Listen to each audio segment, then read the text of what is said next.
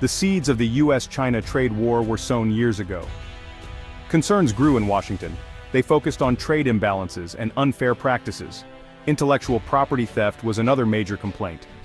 The US felt its economic interests were threatened. This set the stage for a major confrontation. In 2018, the first shots were fired.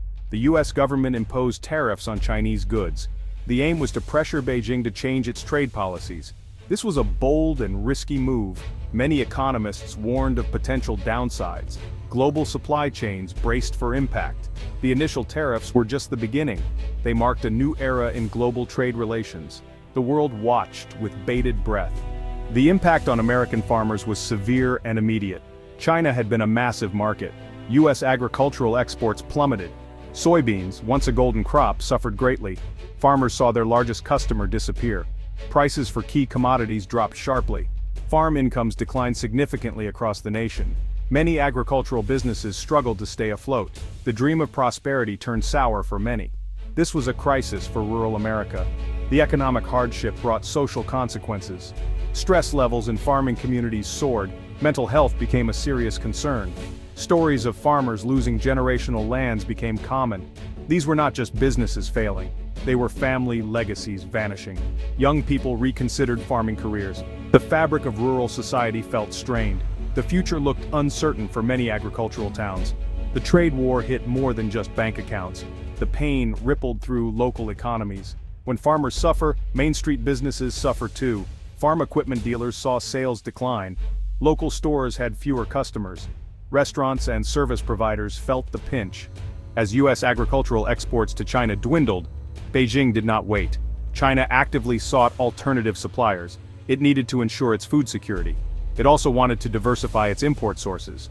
This was a strategic pivot with long-term implications. China looked to other nations to fill the gap. This created new opportunities for some countries. It also shifted global agricultural power dynamics. South American countries, particularly Brazil and Argentina, stepped up. They rapidly increased their agricultural exports to China. Soybeans were a key commodity in this shift. Brazilian farmers expanded their production significantly. Argentina also saw a surge in demand for its beef and grains. These nations became China's new preferred partners. They invested heavily to meet Chinese needs. This cemented new trade relationships. The geopolitical ramifications were significant. China's strengthened ties with South America were clear. This increased Beijing's influence in the region. It also subtly challenged US dominance in the Western Hemisphere. The trade war was not just about economics. It had become a tool in a larger geopolitical contest. By 2025, these new trade patterns had solidified. Global agricultural markets looked very different. US farmers faced a tougher competitive landscape.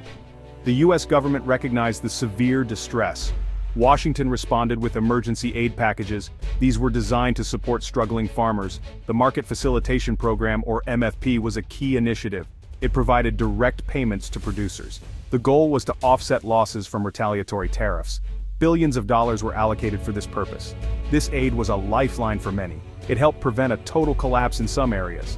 The MFP aimed to bridge the gap. It was meant to help farmers while trade deals were negotiated. The payments were based on production of affected commodities. Soybeans, pork, corn, and dairy received significant support. For many farmers, these payments were crucial. They helped cover operating costs and loan payments. The aid demonstrated that Washington was aware of the pain. It was an attempt to cushion the blow. However, the aid programs faced criticism. Many saw them as a temporary fix. They did not address the underlying problem of lost markets. By 2025, it was clear that subsidies alone were not enough. American agriculture needed access to global consumers. The trade war delivered a stark lesson. Over-reliance on a single export market is risky. American farmers realized the urgent need to diversify. They needed to look beyond China. This meant exploring new and emerging markets. It was a challenging task, but it was essential for long-term resilience. The future of US agriculture depended on it. This became a key focus by 2025. Efforts began to cultivate new export destinations. Southeast Asia showed significant promise. Countries like Vietnam, Indonesia, and Thailand had growing populations. Their middle classes were expanding. Demand for high-quality food products was increasing. Africa and parts of Europe also presented opportunities. Building these new markets required time and investment. It involved understanding different consumer preferences. Trade missions and marketing efforts were intensified. Diversification was not just about geography, it also meant diversifying what was grown. Some farmers explored specialty crops, others focused on organic or non-GMO products. Value-added agriculture gained traction. This involved processing raw commodities into higher-value goods. Think soybean oil instead of just soybeans, or prepackaged pork products instead of just live hogs. This approach could increase profitability. Alongside diversification, innovation became crucial.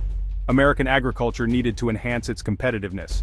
Technology offered powerful tools to achieve this. Precision agriculture was already transforming farming. GPS-guided tractors, drones, and sensors helped optimize inputs. This meant using less water, fertilizer, and pesticides. It reduced costs and improved environmental sustainability. This was key to staying ahead. Ag-tech startups flourished, offering new solutions. Data analytics helped farmers make better decisions. They could monitor crop health in real time. They could predict yields more accurately. Genetic engineering continued to develop crops. These new varieties were more resilient to pests and climate change. They also offered enhanced nutritional value. Innovation was not just a buzzword, it was a practical necessity for survival and growth. Developing new products was another facet of innovation. This included plant-based proteins. It also involved biofuels and other bio-based materials. These new uses for agricultural commodities opened up new markets. They reduced reliance on traditional food and feed channels. By 2025, the embrace of innovation was widespread. Farmers understood that efficiency and sustainability were linked. The US-China trade war was a profound shock. It reshaped the global agricultural landscape. By 2025, it was clear there was no going back. The pre-war status quo was a memory. American agriculture had to adapt to new realities. This meant embracing change and building resilience. The lessons learned were hard but valuable. They paved the way for a stronger future. Understanding new global supply chains was critical. China's shift to South American suppliers was a major factor. Other countries also adjusted their trade patterns. US farmers needed to be agile. They needed market intelligence to spot new opportunities. They had to understand diverse consumer preferences worldwide. Flexibility became a prized asset. The ability to pivot quickly was essential for success in this new era. Long-term strategic planning replaced short-term reactions. This involved both farmers and policymakers. Government support shifted towards fostering innovation. It also focused on opening new, stable markets. Trade agreements that were fair and reliable were crucial. Investment in rural infrastructure like broadband was also important. This helped farmers access new technologies. It connected them to global markets.